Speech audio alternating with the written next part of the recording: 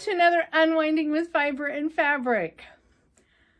Normally, I come up with the title of my vlog after the recording and editing process. But today, I know right from the very beginning, I know going into this, that I will be asking myself and sharing with you the question, what was I thinking as I share my current works in progress? I have actually three whips that I'm going to be sharing with you today. That one of them has been, two of them actually, have been going on now for a number of months. One of them was started just this week. I can blame it on the insanity of the fact that it is cold. I have been spending a great deal of my day, every day, keeping warm, keeping the house warm, keeping the cats content, and just trying to stay ahead of any physical drain that that this huge Arctic blast will bring with it. And I'm just going to put it out there. I've totally 100% failed. The quick road trip that I made just over a week ago now, it didn't have a huge amount of residual effect. I felt like I was doing fine, but the stress of it seemed to catch up to me, and yesterday I crashed. I crashed hard. I am now in the recovery phase, and I'm doing well. But as many of you know, it does take a while to rebound. Actually, I don't think there is such a thing as a rebound. I think it's a gradual crawl out of the pit. So I have some works in progress, one of which I did start during this frigid week that I think you'll be very interested to see. It's it's based upon a very, very popular pattern that is out there and has been out there now for, I think, 5 years, maybe 4. Yeah, I think 5 years, if I'm remembering correctly when I heard the pattern. I don't have that pattern, but I'll share with you the inspiration for what I'm doing. I have not finished spinning my silk. It was something I was going to do yesterday, as well as a few other household chores. It did not happen, but I'm hoping to be able to get to the finishing of the silk after this video and as I'm working on my works in progress. I believe the icy grip of winter will ease up just a little bit at the beginning of next week, which I'm going to go ahead and start with that Monday, the 22nd, if I have the dates correct, is the Chinese New Year and the Year of the Dragon. And I know I've talked about this designer, this crochet once before. I have not paid to promote it, but I have a little dragon, not this beautiful big dragon, not the big dragon. I want to do, there is a little dragon in here, there's a couple adorable little creatures that I'm not even sure how to say their names, but there is a tiny little dragon in here that I'd like to do. There we go. I'll show the picture of that one. That little guy. I want to make that little guy. My husband just so happens to have a birthday coming up. And so my goal is that by the time I record this video again, I'll have that dragon. And as soon as I get him made, I'll probably post it on Instagram because I'll be pretty excited to share that. But I want to make that little dragon. But, so that, I haven't been able to do much in the way of crochet since I last recorded. I had been wanting to make that dragon, as well as there's a gargoyle in there that just screams, I have to make it. It has fun little teeth. So I have a number of those things, but I haven't been able to get back to the crochet because I have been working on a long running, last year, I guess you could say, knitting project that I'm doing, and I wanted to share that with you first. So let me pull out what I'm working on. So sometime in early spring last year, I started, for those of you that were following my blog, I started attending a couple different knitting, going out and actually knitting with other people. And one of the local yarn store in our area was having a Saturday, end of the month Saturday knit in which there was a knitted pattern every month that you could make. And I decided to challenge myself to do that. And for me, the challenge isn't so much of making all the blocks so that I have an Afghan or something like that. The challenge for me is following a pattern. I can read the patterns. I can look at other people's patterns. I can understand how it's made, but actually following the pattern correctly, staying on track, not deviating, not coming up with my own version. That is a huge challenge for me. And I knew that if I did this, I would get better at reading patterns, and I would get hopefully better at following patterns and understanding the rhythm of different patterns that might then end up showing up in some of my larger projects. I have to report that while events of the year made it so that I couldn't keep attending my outside knitting, I have been collecting the patterns, and I had been doing pretty good at keeping up, or at least going into Christmas, I was getting caught up. And I have, if I count this, I actually have, this is the 12th block that I have put together. But one of the things that ended up happening as I was going into Christmas is one of the blocks, one of the blocks that I was doing was called the Trinity stitch, and I loved it. I loved the way it looked. I loved the way it felt. It was a really lovely, I'm going to see if I can find it here. I think it's, there's one over there. It was a very lovely feel. It was the block that they had out for August. Here it is. And I think that's the front. This side is the front. And I really liked it. I like the texture of it.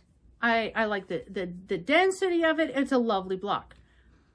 But I did run into a problem where, you know, when you do a decrease, I ran into an issue both with the decreasing of knitting 3 together or purling 3 together, and I ran into a problem of actually doing 3 stitches in 1 stitch.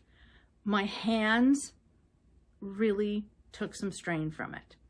And so while I loved the look of it, I mean, one side is very bubbly, almost popcorny, and the other side is just a really lovely, I don't know if it will show up on the camera, but I'll bring it in close.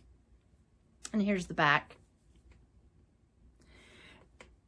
While I do love the look of it, while I like the feel of it, I have to recognize that there are certain stitch constructions that are just not the wisest thing for me to be doing. So I looked through the rest of the patterns. I have all the patterns except for December, and I looked through the rest of the patterns to see if I could find another one that I knew my hands could do, and I came up short. So I made a command decision because, you know, I'm not really sure all of these, I mean, some of these aren't squares, and I don't know if it is my gauge. I do this one here. This one is probably due to the fact that this is one of the command decisions I made.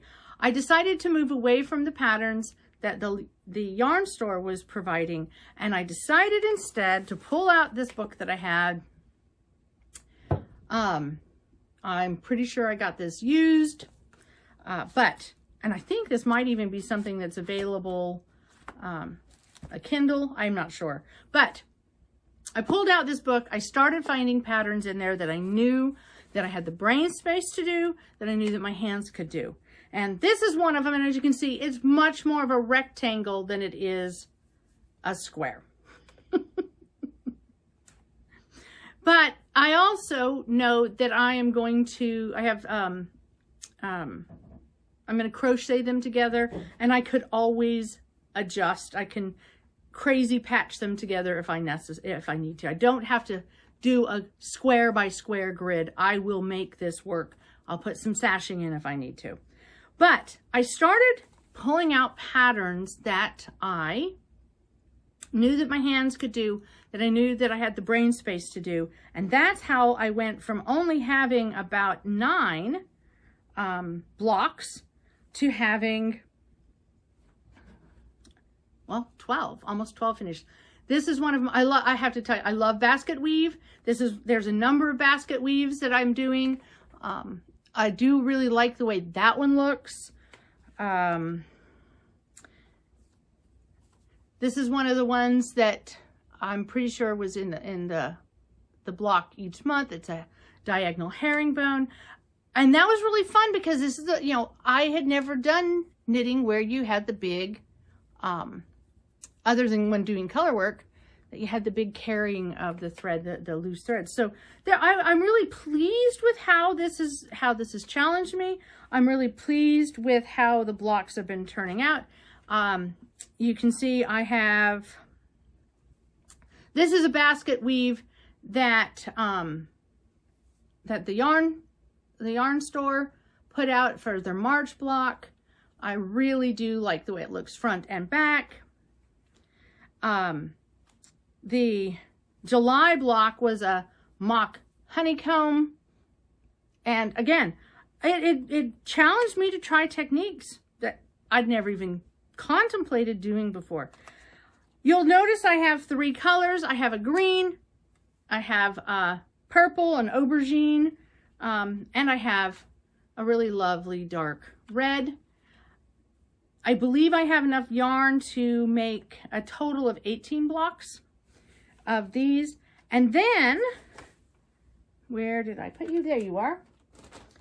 The yarn that I'm going to attach everything together, and I'm probably going to, I plan to do a crochet. I saw this wonderful crochet technique to hook together granny squares and things like that the other day, and I'm going to do that. I have this lovely sagey green. I think it will bring up my colors here. I think it will be quite the lovely connecting yarn for this project. So I wanted to share that with you, and I wanted to share how pleased I am with what I've learned in this, I guess it's been about 8 months of working through these. I can now recognize very quickly if a pattern is going to be something that I can do easily, that I don't have to concentrate a great deal. Right now, the ability to concentrate is sketchy. So I'm getting to a point where I'm recognizing I can read into the pattern much better, much more than I did before. I did want a final note. The yarn that I'm using, and this is going to be fun. The yarn that I'm using is Baby Alpaca Worsted. It's by Plymouth Yarn. It is Plymouth Yarn Company, and that's, I guess, Bristol, Pennsylvania is where they're out of. It is 100% baby alpaca, and I was going to try to see if it actually told me where it told me. Sometimes price tags cover up information. The I'm pretty sure it's like a, don't quote me on this, but I'm pretty sure it's probably like a 100-gram type hank, I think. I don't know. I haven't weighed it, and as I said, the information isn't, I'm not finding. Let me see if I have another one of the tags sitting. There we go. Let's see if this one There we go. Okay, now I'm seeing it. 100 grams, yes, approximately 204 yards. Now, I am very much aware that I am making an afghan that even if I crochet the connecting, the sashing, the spines of it, I am very much aware that this thing is going to drape, it's going to grow, it's going to shift, it's going to change. It is for my comfort. It is not something that I'm worried about impressing anybody with. It's a tremendously soft and lovely, luscious, and easy on my hands fiber. And that is so important for me. I'm using the needles that I'm using to work with it. I'm using my, I have my short tip, and these are the cubed. They are a wooden, and I don't know if you can, I don't know if that's going to help, but it is a cubics thing from Knitter's Pride Knit Picks. I'm using those. They are working really well. I don't have too much problem with the stitches falling off of them. I did, I saw the needle stops. Those are ponytail holders that I bought and then chopped up. You can buy them as needle holders, but I just found a small gauge for my smaller tips. I found a small gauge plastic hair holder, and I just chopped them up, and those are working really well.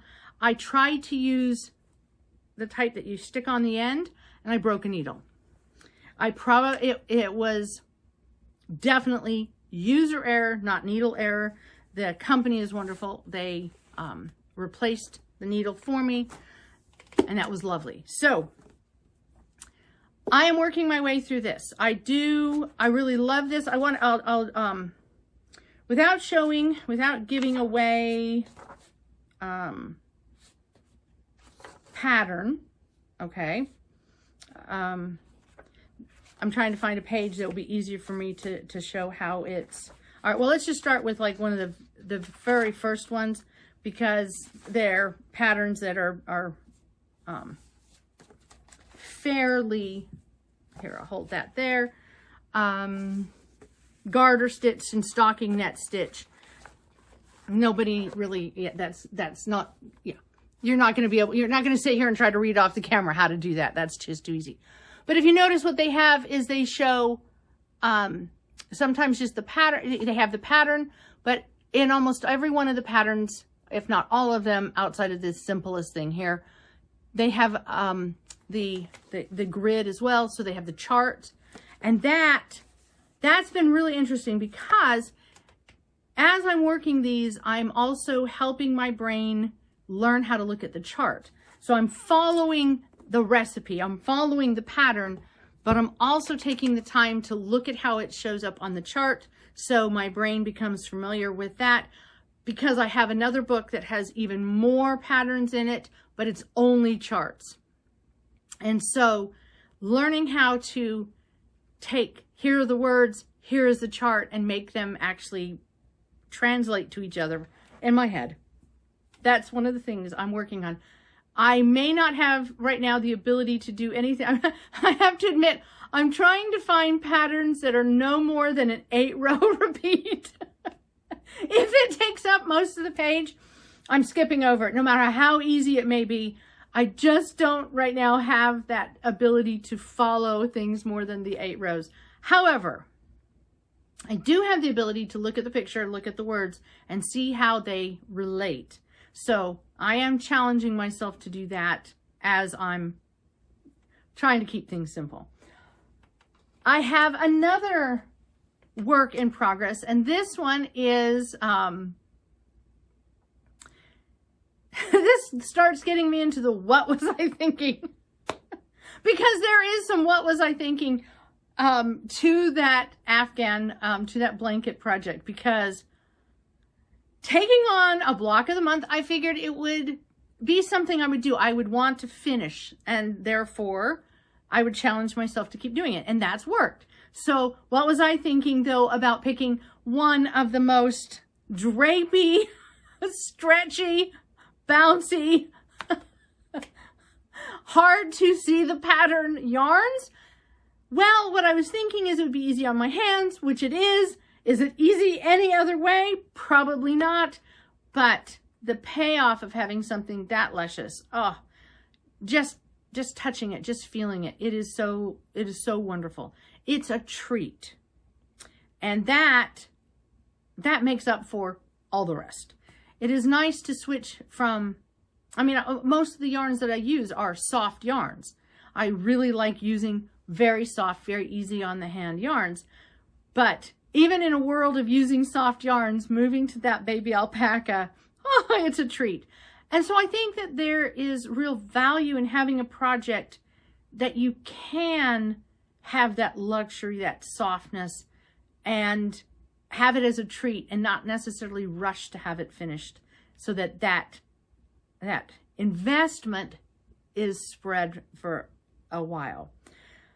But my next knitting goes to that. It was really cold outside, and I have been wanting to make my husband a knitted hat, a knitted, more form-fitting hat than what he has. He's so wonderful. I have this one that he wears at Christmas time if he has to work on Christmas, and it's a big elf hat, and it's knitted, and it's huge, and he wears it, and he loves it. But I wanted to make him something that is more day to day during the winter. And I went down to my stash, and I had a skein of yarn, and I'm pretty sure I forgot to bring its label. It's from an indie dyer. I think it may be from Kentucky. A friend of mine who came to visit last summer brought it and gave it to me. And it's actually very similar to some of the stuff I've dyed up, but it is your standard merino sock yarn. It is, I think, fine fingering rather than heavier fingering weight. The needles I'm using are too big. I have some smaller tips coming in the mail, and of course this will already be done by then. But the hat is based upon the extraordinarily extraordinarily popular Musselbugh hat that, you know, has been trending, has been showing up in different YouTube videos and in different people showing different pieces, showing what they've made. It's a lovely pattern. And I did not buy the pattern because when I first saw somebody talking about it, when I first saw somebody making something similar to it, it reminded me of something my mother made for me, a scarf my mother made for me 40 years ago. Nearly 40 years ago. And I knew it was something, when I saw it, I was like, I knew it was something I would have to just make on my own because of that connection, something that my mother had made years ago. And so I thought about making it. I think the first time I saw it was last year, but I kept putting it off. I kept thinking that making hats might be kind of nice. But it was this week I saw one of the knitters in the knitting community show how to do the cast on. Oh, and I just draw a blank is what they call it. I use this little magic circle, this magic in crochet all the time, where you have the little circle, you have that little loop around your fingers, and you crochet into it. You add on, 6 stitches. You pull the yarn tight. They were using a term that I think Very Pink Knits had called it. I've been using that for my crochet, for my amigurumis for ages, but I didn't ever think about having it as the way to start the knits. But I've become more and more into using the magic loop, especially with my socks. And so I thought I wanted to give that a try. Then it was just a matter of how do I do the crown, because anyone who's seen the Musselbugh hat knows once you get past the crown, it's just, you know, your choice of knit or rib until you have the length you want. Then you decrease, you shove it inside, the inside into the outside, and you get a double layer hat, and boom. So I've now watched more videos of people showing them, and I think I have a better idea of how that pattern actually is made. I, on the other hand, did it very similar to the hats that I've done. My muffin top hat, I did a simple increase at 4 locations. It'll be very easy to decrease. It makes it much flatter. In having watched more of the Musselbugh, I can see that it is designed to give a little bit more of a pointed. I know that my husband is not necessarily a fan of that style of hat. He will like having a flat on top of his head, possibly a little bit more. The problem is having the wrong size of tips for this gauge of yarn. I would have been better pulling out 2 orphan skeins and holding 2 yarns double to get this, but never having done it, not understanding how it's going to feel when it's 2 layers, I plunged in. So I have just done a bunch of ribbing to try to decrease this area around the forehead. This is not going to be a full back brim. I'm going to keep it very simple. And I've done some ribbing, and the ribbing has shrunk it in, but I think it's going to be still too loose and big because my husband does not have much hair. He keeps it very, very close cut. And so I am tweaking it, and I'm making a few decreases so that 1/2 of this hat is going to be slightly smaller than the other. Yes, see, if I had purchased a pattern, I still would have got the sizing wrong, and I would have had to adjust to make it work. So what was I thinking? Because when I sat down and started this, I was like, oh yeah, I will have this made before this cold front is done, before this Arctic blast is done. Now I have a couple more days. This video will go up. I think that when this video goes live, it will only have a high of 25 degrees Fahrenheit. So it's going to be cold still. So maybe I will have this done before we get a little bit of a end of January thaw. We will see. But what was I thinking? Well, what I was thinking was that 20 years ago, I would have had this made in a day. That's what I was thinking. 20 years on, that's not going to happen. The arms get tired. The body gets tired. I spent a day like yesterday in which I was able to do very little crafting at all. I did work on this a little bit, but everything was slowed down to a very minimal crawl. And that was after I even got to a point where I could function and have that, even the knitting. So what was I thinking? Clearly was thinking that I'm 20 years younger than I am.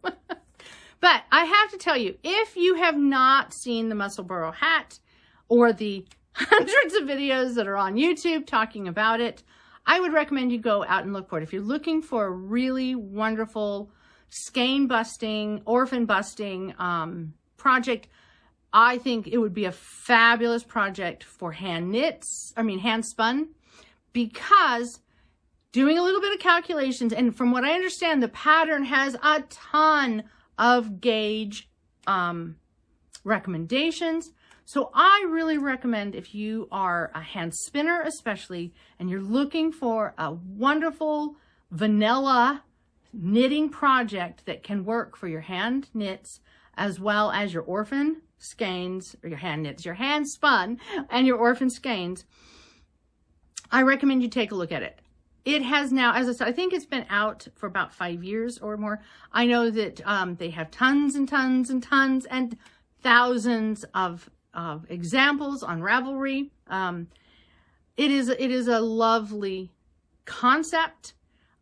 It's very versatile, and we're always looking for a way to use and highlight our hand spun yarns. So if you haven't already tried it, you might want to give it a try.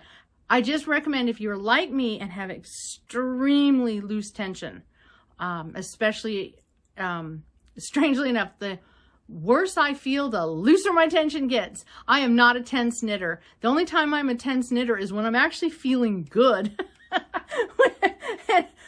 And that's a relative term. So, it is a good pattern. I, from what I've been able to glean from other knitters, it sounds like they have made improvements to the pattern from when it first came out. They have a wider selection of gauge option. I guess it's set up to where you can actually test your gauge when you're doing the crown of the hat, so that you know when to start knitting the straight part, avoiding the problem that I'm having of it being just too big. So there's my plug. Again, not promoted, but what was I thinking? I was thinking crazy things, and I have to, of course, share that with you. And if you're needing a crazy thing, let's see if I can sit down and do this in a day or a couple days. There is another really great pattern to try to use. Anytime a pattern is a very vanilla base, it is a good place to try out your hand spun yarns on, because you can adjust. A good vanilla knit tends to be a good blank canvas for our hand spun. And then once we are more comfortable, once we start getting more, then we can branch out from there, because we have a good basis, a good foundation. So this is another good foundation project. All right, so the final and the biggest, what was I thinking before we wrap up this video for today, is my English paper piecing block. And I went through when this, I almost didn't include this one. I almost removed it from my selections. The pieces almost got the cardboard pieces almost never had fabric anywhere near them. I went through and looked at all the rest of the patterns I have coming up to get my 30 blocks. And this is the last one in which the pieces look like, these little diamonds look like they are exactly the same as their siblings, but they're not. So I didn't bring over the little temple. I have marked on it. It has labels. I have a picture. I'll share a picture that I took of how I pinned it all out, and I still got it wrong. So the reason I am sharing this, and the reason I'm not tossing the thing out, is because this is a really good example of how, when you are piecing fabrics, especially doing the English paper piecing, the hand piecing this way, how you can make it work. I always make sure to cut out my borders with extra ease, with extra seam allowance. There is still enough space that I'm going to be able to get a 10-inch finished block out of this. I plan to have a different fabric sashing in between each blocks to hide the fact that maybe, just maybe, there's a little bit difference in the widths, okay, where the seams are. One of the little tricks, sashing helps hide inaccuracy. So this does work, but it took a good deal of making it. The best example I can give you of how this turned out, when you're putting together a puzzle and there is a piece that looks like it should fit, and you know it's supposed to fit there. You think it's supposed to fit there. It's the last piece, but it doesn't want to fit. And you just sit there and pound on it until it goes in. It's going to fit. Well, when you are hand piecing, you can make it work. You can adjust the seam allowance a little bit. You can tweak. You can take the cardboard out, you know, open a seam up and make it bigger, shrink a seam down. You can make it work. It affects the accuracy, but that's why we can put borders on it. And that's why we can put sashing to make different blocks match up. It's the trick. It's the, everyone says, oh, I don't know how people get things perfect. Well, accuracy is a really big thing. But this harkens back to a day in which we were making do, where, and the fabrics that I'm using certainly do, because when you have a fabric that is thicker than the other fabrics in it, it's changing the seam allowance. It's changing the way those pieces, thicker cardboard, thicker foam that you're doing it around, that's changing your seam allowances. That's changing how it fits together.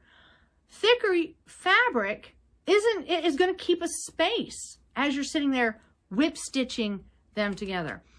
So making it work is very much in the traditional notion of patchwork quilt making a patchwork blanket, making a patchwork project.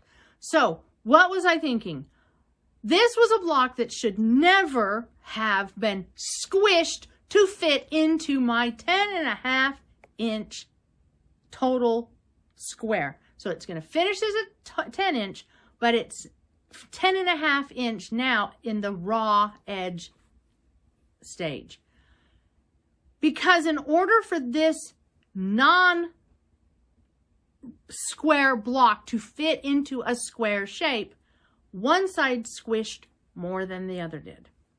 And that meant all of those pieces got squished, and they didn't get squished proportionally in as we would expect, because it just didn't.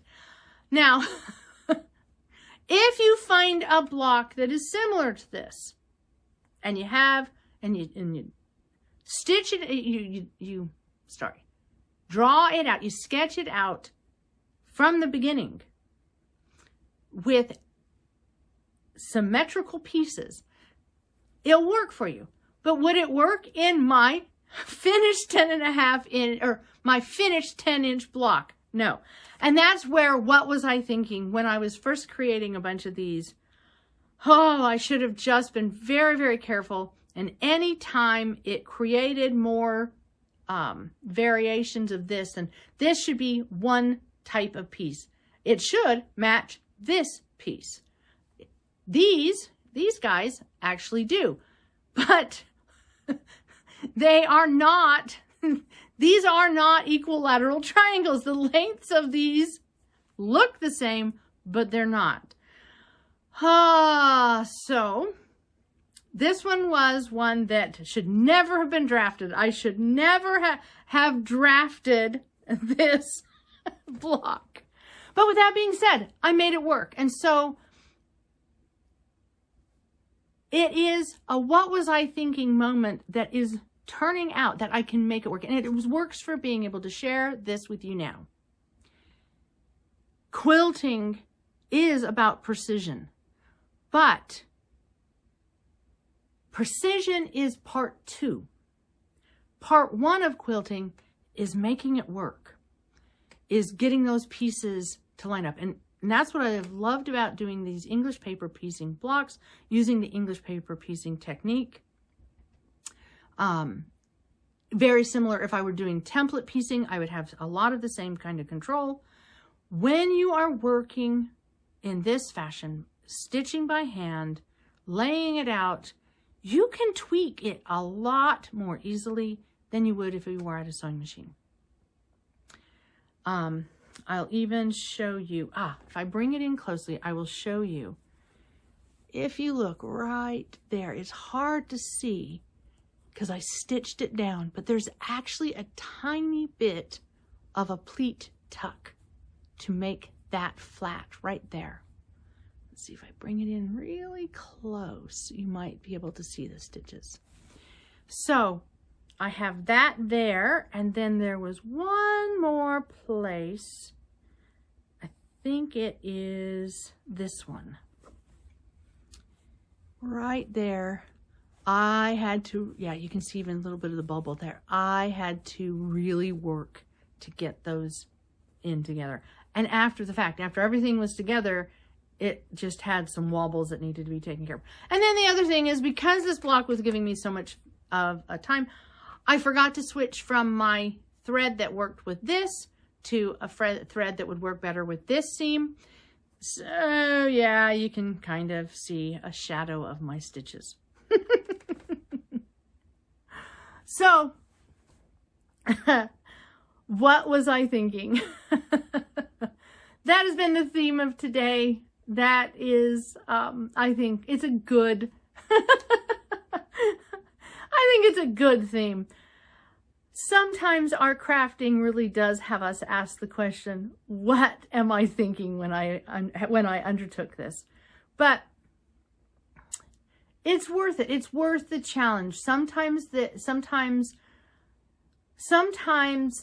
when you have the unexpected, I like to work with a lot of vanilla projects. So I guess that is a wonderful example. Okay. I like to work with a lot of vanilla. So when I throw in something like this that is not vanilla,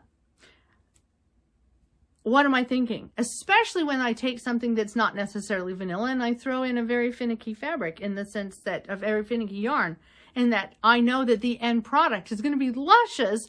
I know it's luscious on my hands, but it's really hard to tell if I have if I have actually knitted square. Oh my goodness. So yes, that is the, what was I think I will share. Let me pull that out. Because I think this is a really, it's another really good example, like with that. When you're dealing with a very finicky yarn that stretches so much, how do you know how does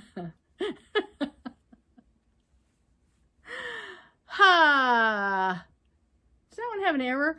Oh my goodness, I think it's just a loose stitch. Okay, so that has a square, and actually, let me see, I have, this one. I really did love this Trinity stitch that I tried. So that is square. That is not square. The yarn is causing me havoc. Oh my. So what was I thinking? Embrace the chaos sometimes. Keep in mind, with our knitting and our crochet, if we really are unhappy, we can always frog it. It's going to be a little harder for me to frog something like that. That's why I made it work. And that's why in working in this technique, I use larger seam allowances. I cut a lot of excess fabric because it allows me to make it work. Because when you have a lot of, what was I thinking? You have a lot of, make it work. So that's my message for today. Thank you all for joining me. And again, I am doing well. January has had its wonderful moments and it's had its tougher moments, but I am still very excited for this new year. And because Monday is the new year in the, is it the lunar? Yeah, the lunar new year. Happy Year of the Dragon for those of you that are watching later than when this video comes out. Happy New Year. And I hope you have a wonderful time unwinding with Vibrant Fabric.